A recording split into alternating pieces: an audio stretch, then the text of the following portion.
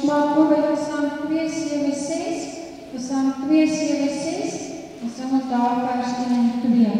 Psalm 276, vers 1 en 2.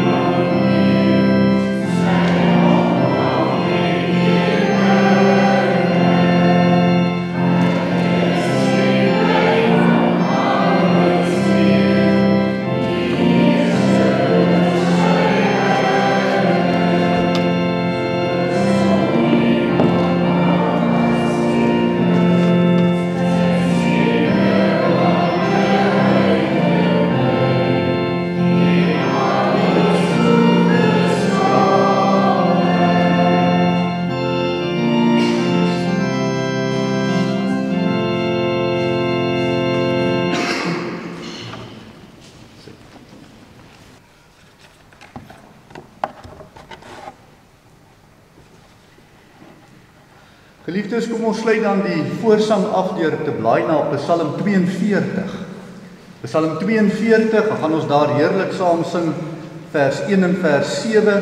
Ek wil tog net vir u sê rondom die liedere ook, dink aan die tema vanmôre. Dit gaan oor die woord van God, versterk ons onderlinge broederliefde, en dan soos 'n wildsbok wat smag na waterstrome, so moet ons ook smag na die woord van die Here. As ons weer kyk na Petrus vanmôre, rondom die tye van verdrukking waarin ons onsself ook bevind, ons moet hierdie tye goed verstaan, sodat ons ook verstaan, wat is die plek van die kerk, wat is die plek van ons in die kerk, wat is die plek van die kerk in die wêreld, so, en dat ons daarin ook ons troos kan vind, soos ons smag, soos 'n wildsbok smag na waterstrome, so smag ons na die woord van God, met 'n baie spesifieke doel. So, Psalm 42 sing ons vers 1 en vers 7, dan na die fotum in die seëngroet sing ons dan spontaan Psalm 46. Psalm 46 sing ons vers 1 en 6. Psalm 42 vers 1 en 7, na die foto met die seëngroet, Psalm 46 vers 1 en vers 6.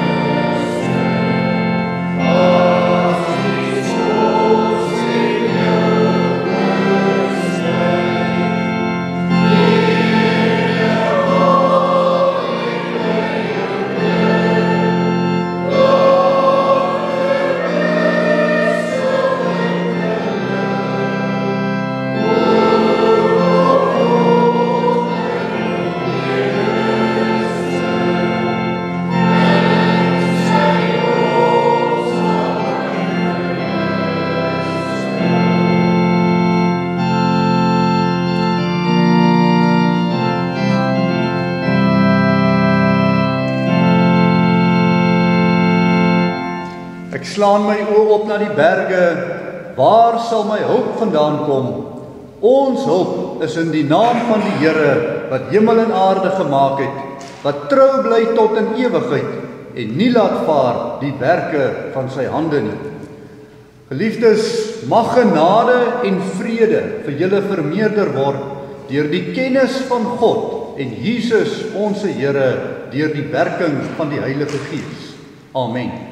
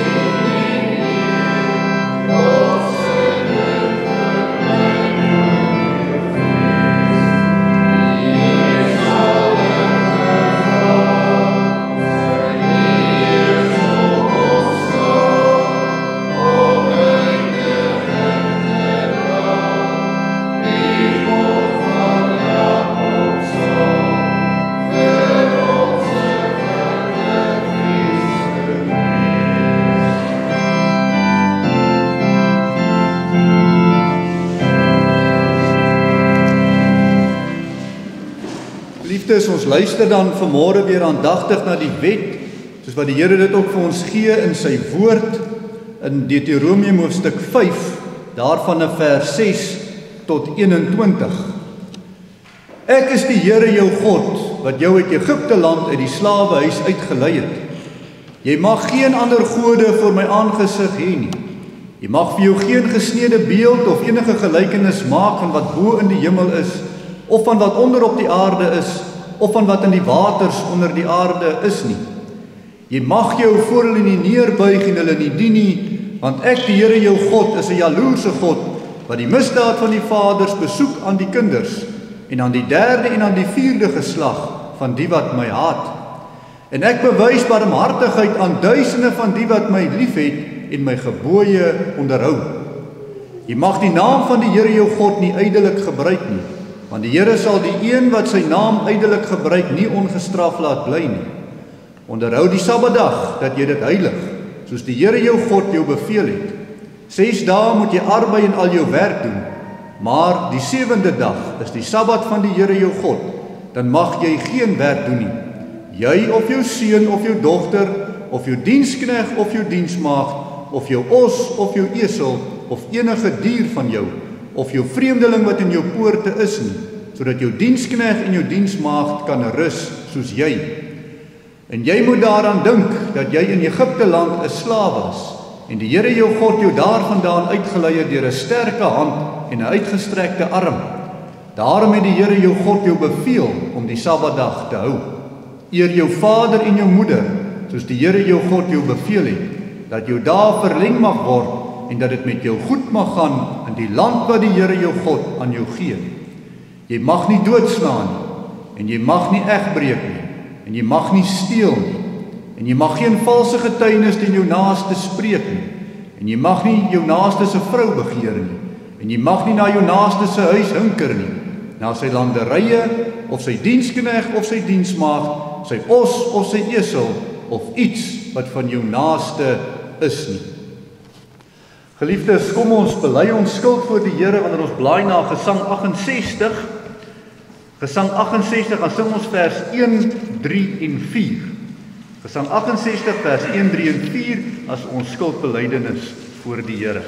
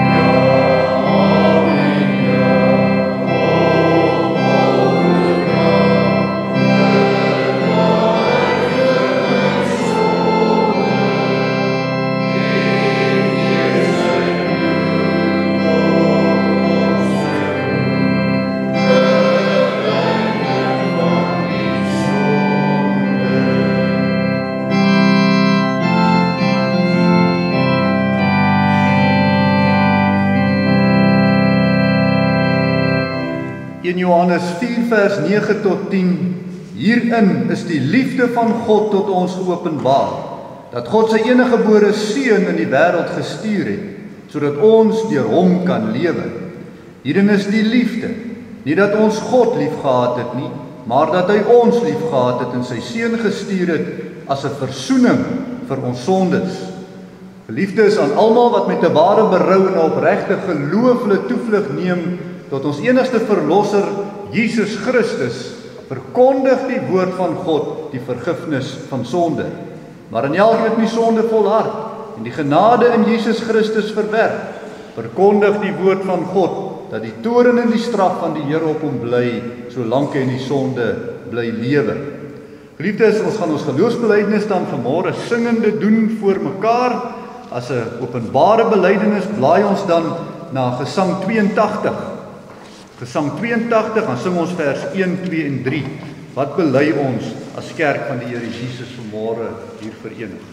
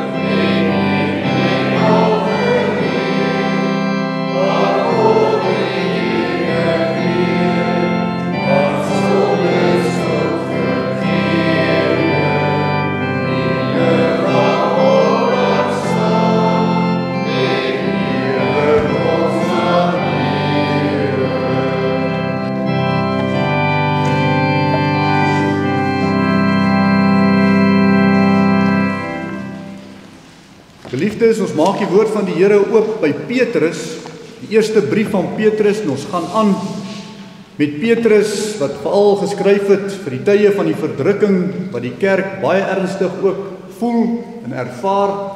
Vanmôre dalk so 'n bietjie van 'n meer opgewondenheid ook in die gedeelte, wanneer ons ook bekend gestel word in die liefde, wat in die gemeenskap van gelowiges is, wat net deur die Gees van God daar gesplaas word. En daarom ook 'n mate van 'n opgewondenheid, wanneer ons hierdie liefde onder mekaar kan raak sien, en dan ook kan sien, hoe dat dit ons aan mekaar hou. So ons gaan daarna oplet dan vanmôre in 1 Petrus 1, 'n kort stukkie van vers 22 tot hoofstuk 2 vers 3. Voordat ons lees uit die woord van die Here uit, kom ons verenig in gebed saam. Ons almagtige God en hemelse Vader, ons kom staan vanmôre voor U alleen op grond van die naam van U Seun Jesus Christus, deur wie ons as ons middelaar tot U mag kom. Geloof wat U vir ons gewerk het in die hart deur die Gees. Versterk dit, hemelse Vader, en vir ons gebring het tot hierdie geloof in U, as 'n gemeenskap van gelowiges. Dankie, hemelse Vader, vir hierdie voorreg. En wanneer ons dan ook so voor U kom staan, wil ons vir U dankie sê, Here, dat U werk soos U wil. Ja, Here, baie keer kan ons dink, dit is uit ons eie goedheid uit. Baie keer kan ons dink, Here, dit is ons wat saak maak. Maar uiteindelik, Here, is dit U wat bo alles die grootste saak het en ons deel maak van U groot saak. Daarom, Here, U kerk ook vanmôre so by mekaar. Gee daarin vir ons die genade, Here, wanneer ons ook rondom U woord vanmôre spesifiek rondom U broederliefde vergader, dat ons harte hierin ook verblyd sal word om dit ook te mag raak sien, om dit ook mag erken voor mekaar en voor U heiligheid. Here, hoe dat U vir ons regeer op 'n manier wat so mooi is, so skoon is. Here, iets waarin ons nie kan dink as mense wat altyd alles na 'n pragmatiese manier wil berangskik en orde nie. Hoe dat U vir ons by mekaar op 'n baie dieper manier. Gee vir ons dan ook geopende harte, geopende oë, om ook hierna op te let. En gee, Here, dat dit inderdaad ons hoop en ons geloof en ons liefde sal versterk, op grond van dit wat ons leer uit U woord uit. Ons vra dit alles in die naam van U Seun Jesus Christus. Spreek, Here, want die diensknegt en die diensmaagd, die wil luister. Amen. Geliefdes, ons lees 'n kort stukkie saam, 1 Petrus 1 vers 22. As julle in gehoorsaamheid aan die waarheid, julle siele deur die Gees tot ongeveinsde broederliefde gereinig het, moet julle mekaar vurig lief hê uit 'n rein hart. Want julle is wedergebore, nie uit verganklike saad nie, maar uit onverganklike, deur die lewende woord van God, wat tot in ewigheid bly. Want alle vlees is soos gras, en al die heerlikheid van die mens soos 'n blom van die gras. Die gras verdor en sy blom val af, maar die woord van die Here bly tot in ewigheid. En dit is die woord wat aan julle verkondig is. Lê dan af alle boosheid en alle bedrog en geveinsdheid en afguns en alle kwaadpratery, en verlang sterk soos pasgebore kindertjies na die onvervalste melk van die woord, dat julle daardeur kan opgroei, as julle ten minste gesmaak het dat die Here goedentierend is. Ons teksgedeelte is dan vers 22. As julle in gehoorsaamheid aan die waarheid, julle siele deur die Gees tot ongeveinsde broederliefde gereinig het, moet julle mekaar vurig lief hê uit 'n rein hart. Nou geliefdes in die Here Jesus Christus, ons moet in tye van verdrukking en onderdrukking en vervolging rekening hou met 'n groot werklikheid. En dit is dat die verdrukking en die vervolging is nie altyd net gerig op die Christene nie. Petrus verwys hoeka in die eerste vers van sy brief na die Christene as burgerlike vreemdelinge in die Romeinse regeringsgebiede. Nou as hulle deur aardse regerings dan soos die Romeinse ryk hierdie verdrukking ervaar, hierdie vreemdelingskap aanvoel, dan troos Petrus 'n bietjie verder aan in vers 4 van hoofstuk 1 dat hulle 'n hemelse burgerskap waarna hulle moet uitsien. Nou wanneer staatkundige verdrukking, soos Petrus duidelik in hierdie brief na verwys, staatkundige verdrukking van regerings na verwys, dan is dit nie net Christene wat slagoffers val van sulke verdrukking nie. Die mag van regerings strek oor wet en orde oor die geheel. Dit strek oor die ekonomie in die geheel. Dit strek oor die onderwys in die geheel. Die hele sosiale orde kan deur 'n swak regering onder so baie druk geplaas word, dat Christene en nie-Christene slagoffer val daarvan in dieselfde bestel. Dit raak met ander woorde nie net die kerk nie, dit raak ook die wat buitekant die kerk is. En dit is nou belangrik om in gedagte te hou met vanmôre se gedeelte. Verder aan in hierdie brief van Petrus, in hoofstuk 4 vers 17, maak hy dit baie duidelik hoe die verdrukking almal raak. Hy sê, want die tyd is daar dat die oordeel moet begin by die huis van God. En as dit eers by ons begin, wat sal die einde wees van die wat aan die evangelie van God ongehoorsaam is? Dit sal vir hulle veel erger wees. Dit sal vir hulle veel erger wees. Finansiële swaar kry, maatskaplike en sosiale verdrukking, al is dit eerste deur die Satan gemik op die kerk van die Here Jesus, sal die oordeel die nie-Christene ook oorkom. Dit is belangrik om te verstaan waarom Christene daarom in 'n beter posisie geplaas word deur die woord van God. Dit gaan oor die toerusting wat Christene ontvang wanneer so 'n algemene verdrukking 'n samelewing tref. Dit gaan oor die woord. Christene het die Bybel as die geskrewe woord van God. En ons het daarom die voorreg om beter rekening te hou met die omstandighede van die verdrukking. Ons word toegerus in die realiteit van verdrukking, terwyl ander buite kan die woord van God om dit hulle oorval. Hulle het geen voorbereiding daarop nie. Net die Christene gaan daarom verdrukking kan verwag en daarom voorberei kan wees wanneer die verdrukking hulle oorkom.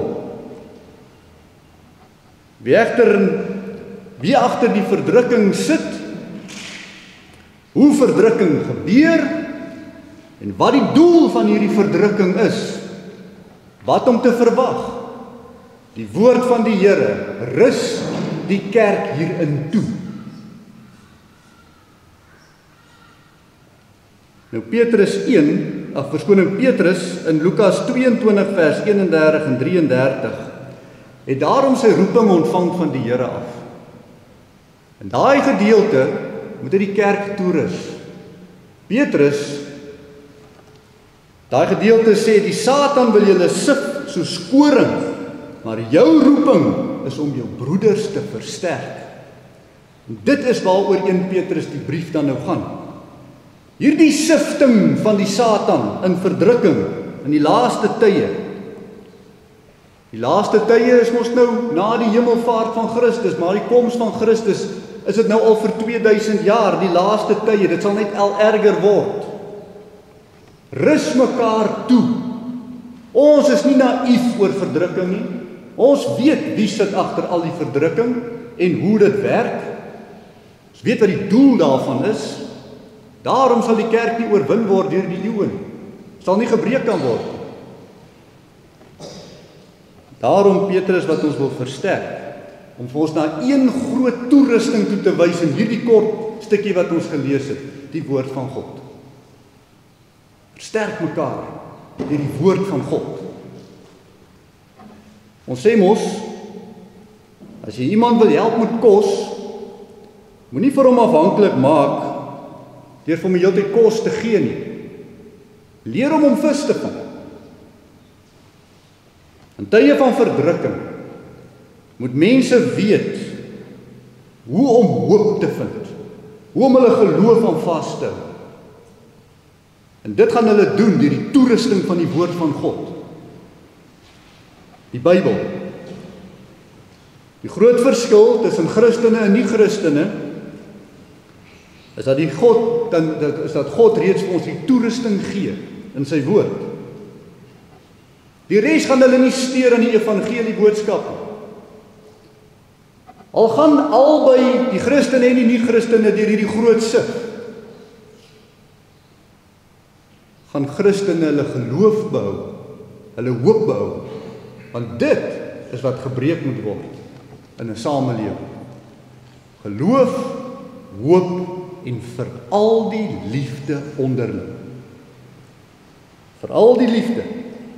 Die wêreldse mens gaan sy hoop verloor in die toename van ekonomiese, maatskaplike en wet en orde wat verval, in die druk. Hulle gaan hulle liefde onderling vir mekaar verloor en mekaar slag in die proses. Maar die kerk kan toegerus wees wanneer dit kom. Daarom, geliefdes, miskien vir so sy aantekening, hoe belangrik dit is dat jy jou kind leer om in die woord van God vas te hou. Veral in die tye wat hom ook oorkom. Leer hulle die Bybel. Daarom die tema van môre, die woord met die gees versterk liefde in tye van verdrukking. In die eerste plek, dis baie belangrik om die broederliefde te verstaan. En dit is waartoe Petrus nou moet gaan. Daar is iets baie slegter wat 'n mens kan oorkom in die tye van verdrukking as net die verdrukking self. Dit is wanneer jy saam met hierdie ellende ook nou nog diep eensaam en liefdeloos behandeling ontvang. Baie mense kan baie goed in die lewe deurmaak as hulle liefde agter hulle het. Maar vat die liefde weg en dis 'n verskriklike toestand in verdrukking.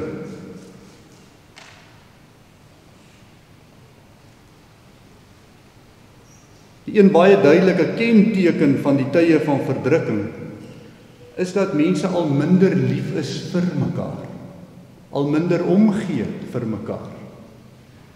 2 Timoteus 3 vers 1 tot 4 vat eintlik maar vir ons die hele geestelike toestand van mense saam in tye van verdrukking. Hoe lyk hulle? Maar weet dit, dat daar in die laaste dae swaar tye sal kom, want die mense sal liefhebbers van hulle self wees, geldgieriges, grootpraters, trotsaars, lasteraars, ongehoorsaam aan hulle ouers, ondankbaar, onheilig, sonder natuurlike liefde, onversoenlik, kwaadsprekers, bandeloos, wreed, sonder liefde vir die goeie, verraaiers, roekeloos, verwaand, meer liefhebbers van genot as liefhebbers van God. Daarom kom plaas Petrus hier 'n baie duidelike fokus op wat gebeur in tye van verdrukking. Mense se liefde raak weg. Om die kerk sterk te hou, moet hy vir ons hou by hierdie broederliefde. Want die verdrukking kom vir almal. Goeie landswette en goeie ekonomie hou nie mense aan mekaar nie, dis altyd kunsmatig. Ware beproewing van hoe mense regtig aan mekaar geheg is in die tye van swaar kry. Nou sê Petrus, ons moet nou hierdie liefde onderskei. Die liefde onderskei soos wat die Bybel dit vir ons leer. Soos vers 3, hoofstuk 2 vers 3 sê, verwys God se goedertierenheid juis ook hier in die tye van verdrukking, dat hy sy woord vooraf aan ons gegee het. En mag ons tog ons lampies, soos die gelykenis sê, volgemaak het met die woord van God, soos wat hierdie tye ook al erger kan word, om voorbereid te wees in die versterking. Vers 2 van hoofstuk 2, verlang daarom op sterk, soos pasgebore kindertjies na hierdie onvervalste melk van die woord, sodat julle daardeur kan opgroei. So belangrik is dit. Die woord leer daarom vir ons twee goed in hierdie gedeelte. Die ware broederliefde sal ernstig wees met die opneem van die liefde. En in die tweede punt, die ware broederliefde sal baie ernstig wees met die aflê van boosheid. En die twee wil Petrus nou hier vir ons kom neersit, die opneem van die liefde. As julle in gehoorsaamheid aan die waarheid julle siele deur die Gees tot ongeveinsde broederliefde gereinig het, moet julle mekaar vurig lief hê uit 'n rein hart, sê vers 22. Nou geliefdes, een ding wat ons moet onderskei, wat Petrus duidelik maak hier, is dat hy nie hier te doen met 'n algemene humanistiese soort liefde nie. Dit is nie die liefde wat die wêreld ons leer van broederliefde vir alle mense nie. Dis nie wat Petrus hiervan praat nie. Hier gebruik Petrus nie die woord philo in die Grieks, wat dit beteken, wat sê, jy moet jou vyande ook lief hê. Hier gebruik hy 'n baie spesifieke woord wat u ken. Philadelphia. Daar sal dorpe vernoem na Philadelphia. Hy gebruik die woord Philadelphia. Broederliefde. 'n spesifieke gefokuste liefde. 'n liefde na die broers en die susters wat saamstem in die geloof. Dis 'n doelbewus gefokuste liefde. Philadelphia, broederliefde. Dis 'n bepaalde liefde, soos vers 22 stel, vir die wat in gehoorsaamheid aan die waarheid hulle siele deur die Gees gereinig het. Nie hulle siele gereinig het deur die humanistiese liefde nie, van die liberalisme nie, die liefde wat God ons leer uit sy woord het. Julle moet mekaar lief hê wanneer julle mekaar identifiseer, wanneer julle mekaar raak sien in 'n samelewing van verdrukking. Dit is met ander woorde liefde tussen die kinders van God. Dis 'n nugtere onderskeiding in die liefde tot medebroers en susters in Christus. Nou, Psalm 133 vers 1 verwys Dawid ook hiernaartoe, wanneer hy dit ook so omsê, kyk hoe goed en hoe lieflik is dit, dat broers ook saam woon.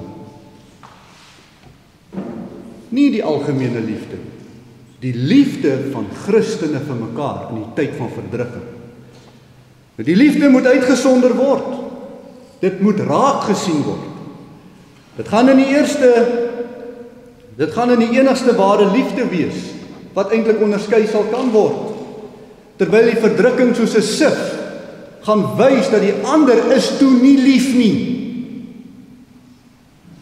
Die ander het toe nie omgegee vir my nie, en vir die kerk nie, en vir mekaar in die geloof nie. Die sif is reeds daarvoor bedoel. Die verdrukking is reeds daartoe, 'n middel, om hierdie waarheid te onderskei, om te wys vir 'n ongelowige ook, dat jy het nie werklik gegroei en verdiep in die liefde van God nie, want kyk hoe die sif jou uitgeskit, om nie liefde te toon in die moment toe die druk op jou kom nie. met die hoop dat daar bekering sal plaasvind en terugkeer na God toe, wanneer 'n mens homself so gaan raak sien, wanneer die swaar kry uitwys, hy's toe liefdeloos. Hy ken toe nie vir God nie, hy ken toe nie vir Christus nie. Die sif. Verder gaan ons die broeders onderskei in hoe lief hulle vir God se woord is. Om die woord van God te lees en te bestudeer. En so wys vers 23 daarop, die lewende woord van God is die middel waardeur die genadewerk van Christus in die gemeente deur hierdie wedergeboorte die liefde kom inplant het in die hart van sy kinders. Want slegs die woord van God en die Gees deur die werking van die wedergeboorte werk hierdie ware liefde in die medegelowiges se harte. Daarom in tye van verdrukking gaan hierdie ware liefde nie kan weggaan nie. En dit is wat so mooi is wat Petrus hier beklemtoon. Dit kan nie weggaan van die ware broers in die geloof nie. En daarom kom Petrus met 'n baie interessante vergelyking in vers 24 en 25 as hy sê, want alle vlees is soos gras en al die heerlikheid van die mens soos 'n blom van die gras.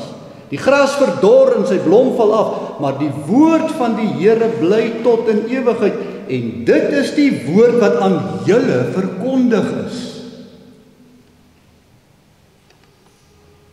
Die liefde wat deur die kennis van die Bybel en deur die inwerking van die Heilige Gees aan die ware gelowiges gegee is, kan nooit weggaan nie.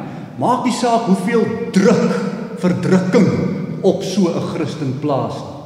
Want dit was nooit uit homself uit nie. Dit is die werklike werk van die Here. Ja, selfs al sterf 'n mens, kan hierdie werk van liefde in sy hart nooit weggaan. Wat onthou jy van die afgestorwenes, van die mense wat jy al agtergelaat het? Die liefde wat nooit weggegaan het nie. Wanneer ons saam met mekaar swaar kry deurgemaak het, miskien in die huwelik, swaar kry deurgemaak het, miskien in oorlogtye, maak nie saak nie. Wat ek onthou van die een wat dood is die liefde wat nooit weggegaan het.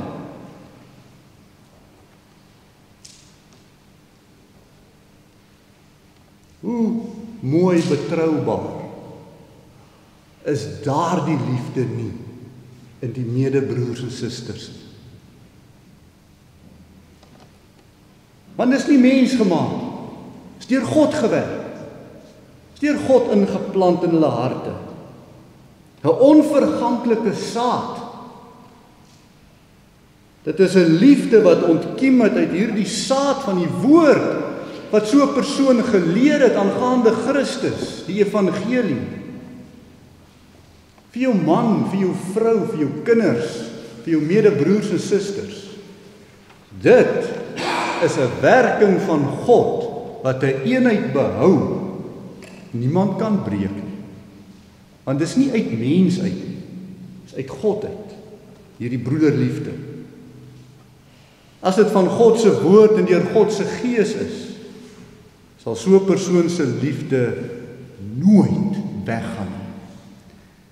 Wat Paulus en wat Petrus sê, is dat jy kan hulle vertrou in die moment waar hierdie verdrukking soos vuur al harder brand, soos 'n sif al harder skit en die swaar kry toeneem, onderskei hierdie broederliefde.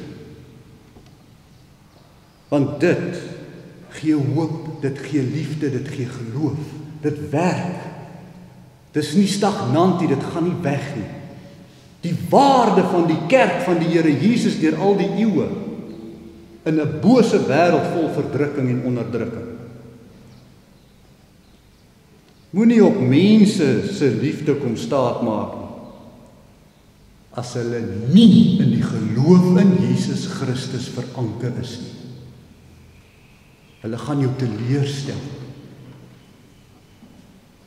Petrus gee daarom in vers 22 vir ons 3 belangrike eienskappe wat ons moet gebruik as nugtere gelowiges om hierdie liefde te onderskei by medebroers en susters, tussen die wêreld en tussen die kerk. In die eerste plek, die liefde moet ongeveins wees, sê hy.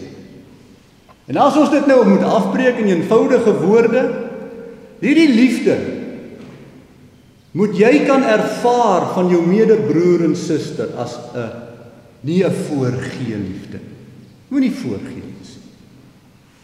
Want in die tyd van verdrukking, wanneer die vuur oor voorgee gaan die voorgee weg. Dit moet nie 'n voorgee liefde wees nie. Hy moet hom nie voordoen om beter te wees as wat hy is nie. Dis so belangrik, sê Petrus. Anderster, as jy te doen het met 'n valse voorgee liefde en die verdrukking kom oor ons wat moet kom, soos Petrus sê, gaan jy diep getref word deur die verraad van die een wat jy gedink het lief is. Die tweede ene, die liefde moet uit die hart wees. Nou geliefdes, ek sal probeer om dit vir u eenvoudig te maak. Die bedoeling van hierdie liefde is dit moet van binne die sentrum van die mens se hele lewe uitkom. Dit moet 'n totale wese impliseer. Dit moet nie asof die liefde los staan van die mens wat hom kan los ontkoppel van sy liefde nie. Die liefde moet die wese van die mens uit die hart van die mens uitkom. Dit moet wees daarom soos ons 2 elemente van menswees is, 'n liggaam en 'n siel. Daaruit moet hierdie liefde uit na vore kom. Die liggaam se gedrag en die liggaam se dade moet spreek van hierdie liefde. Dit moet nie net woordjies wees nie. Dit moet nie goeie bedoelings wees nie. Dit moet spreek uit die mens se liggaam, uit sy liggaamstaal moet dit wys. Dit moet spreek uit sy siel uit. En uit sy siel uit kan ons miskien praat van hy wil lief wees, hy wil omgee. Dit is sy logiese rede, sy gevoelswêreld, die intensies wat hy het agter sy doen en late, moet praat van hierdie liefde uit die hart uit. Dit moet nie mekaar weerspreek nie, daar moet nie 'n weerspreking wees in hierdie mens, wat hy sê en wat hy doen, en sy intensies wat hy bedoel nie. Jy het dit. Jy het die Gees van God in jou hart om te kan onderskei of die liefde van iemand uit sy hart uitkom of nie. Moet jou nie blind hou daarvoor. Onderskei dit.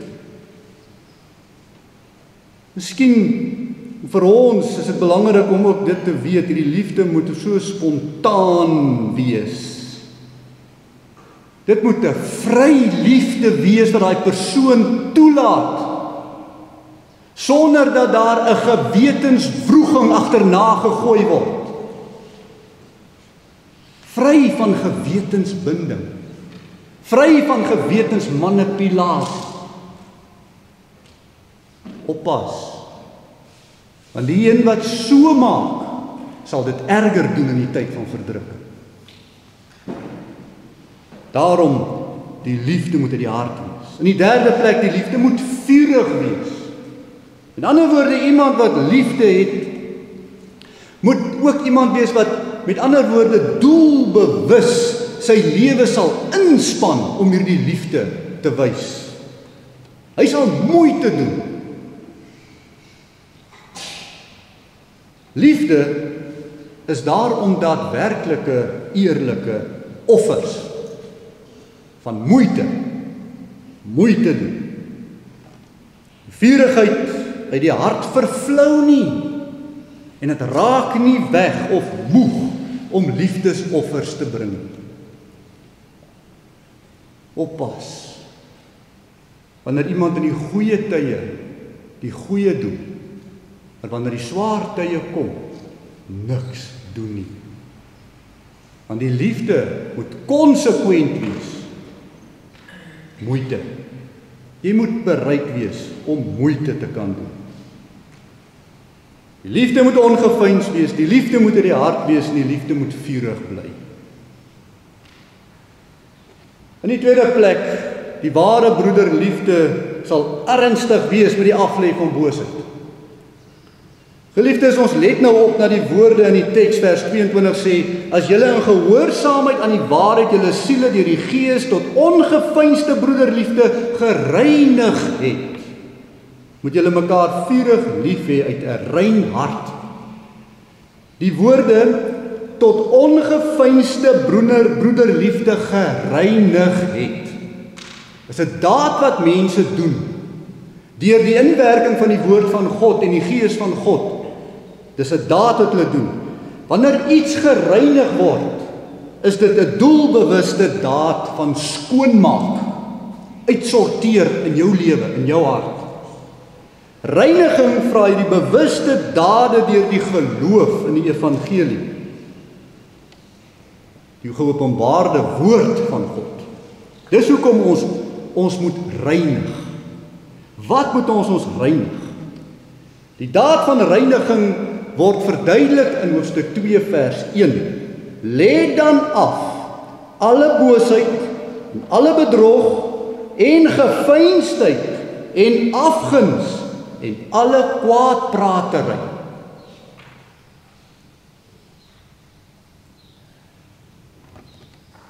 Om mekaar te versterk in die broederliefde is om daarom doelbewus te kyk na my boosheid, na my hart, waar ek kan verkeerd gaan, om die broederliefde af te breek in die gemeenskap van gelowiges.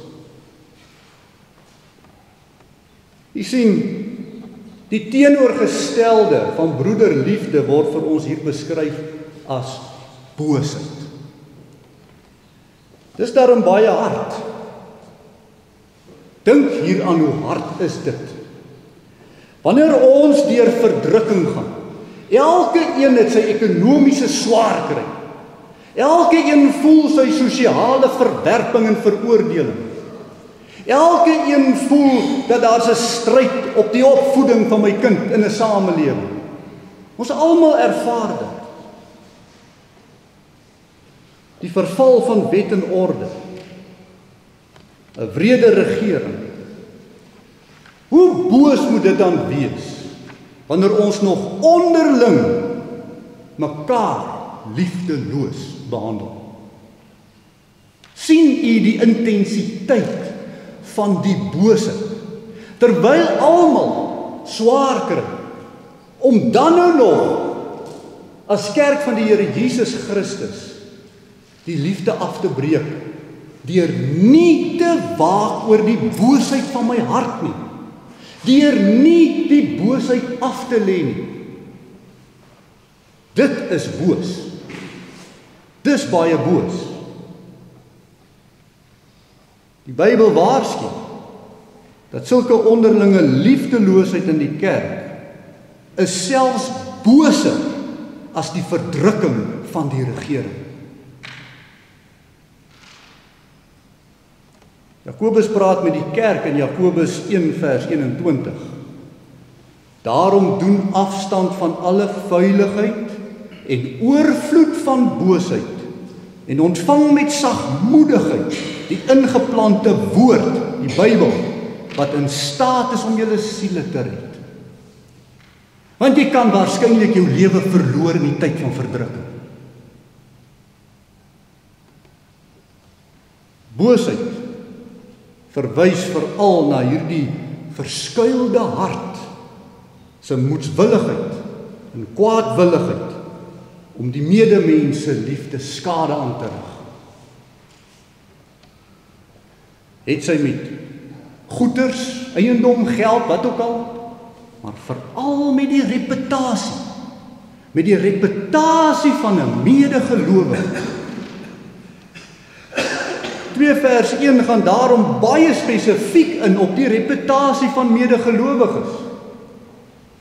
Geveinsdheid, afgunstigheid, kwaadpratery.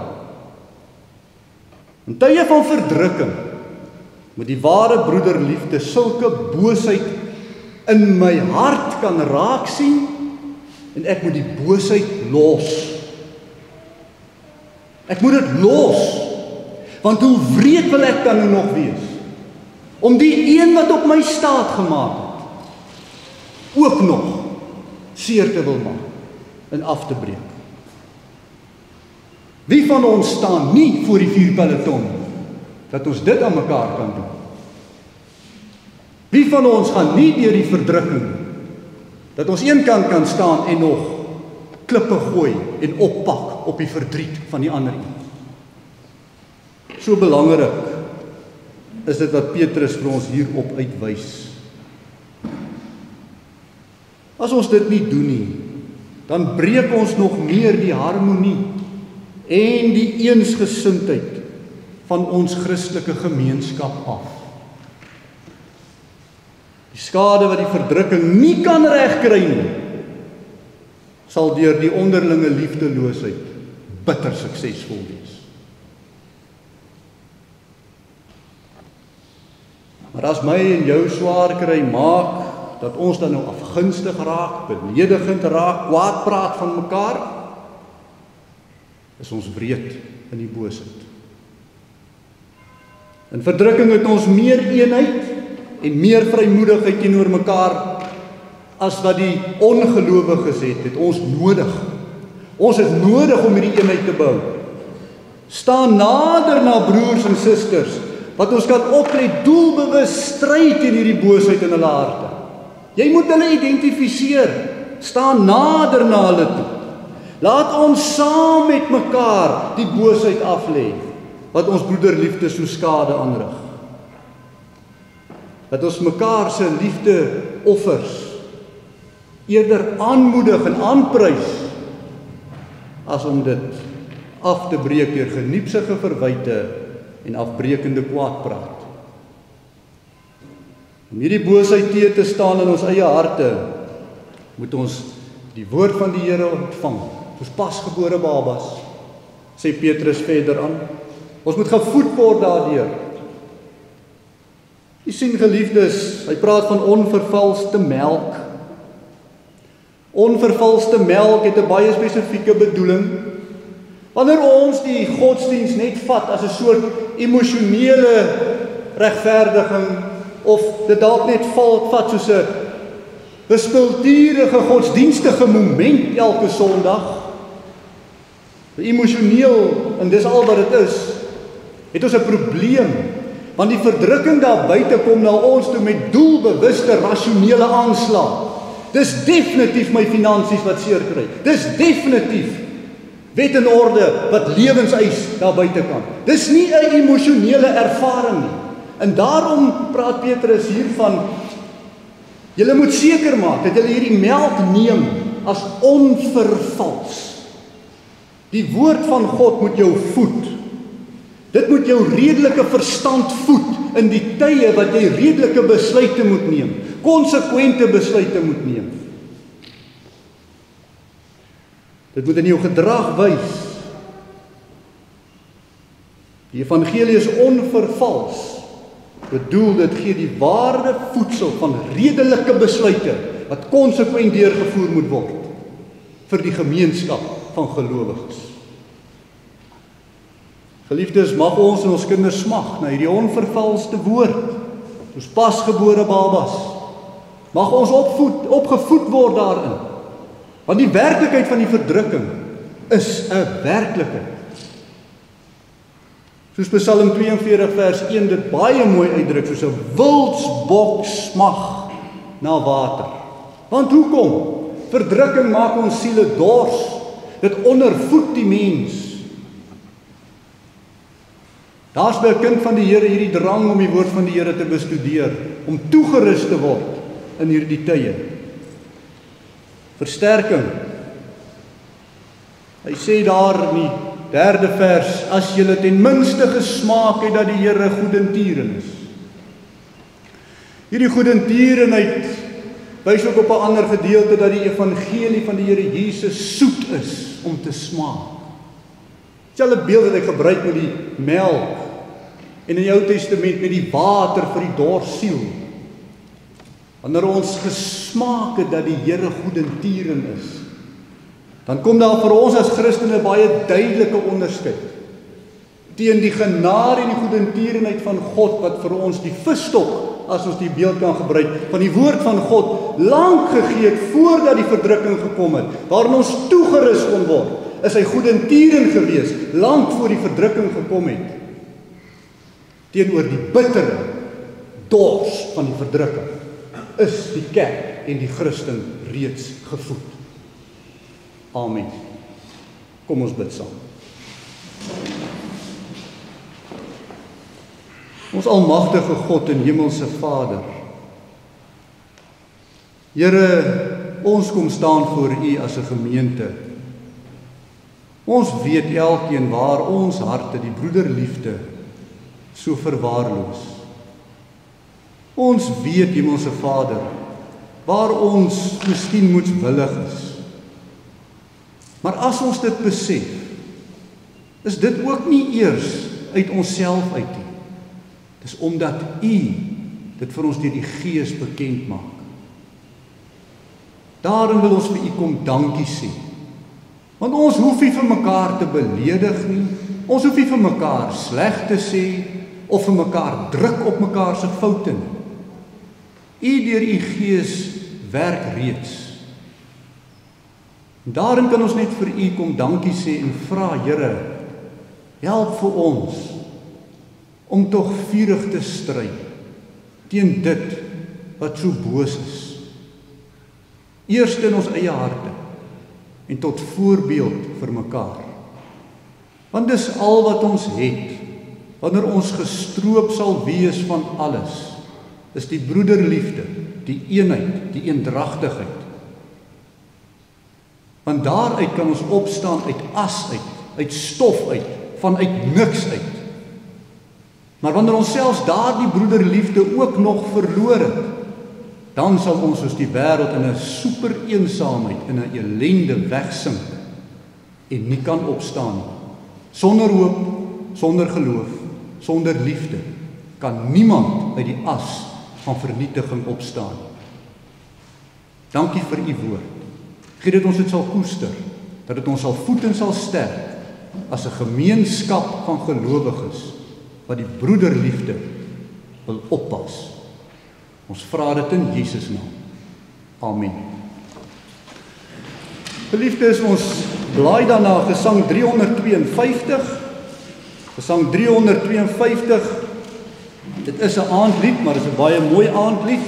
Ons sing daar vers 1 en vers 3. U was my toevlug in gevare, U hand het my gevoed gelei. U was in al wat ek ervaar het, in voor U teëspoed naby.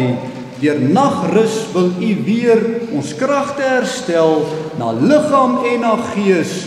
U sluimer nie, ook deur die nagte sal U steeds die getroue wees. Kom ons sluit af met Gesang 352 vers 1 en 3. Oh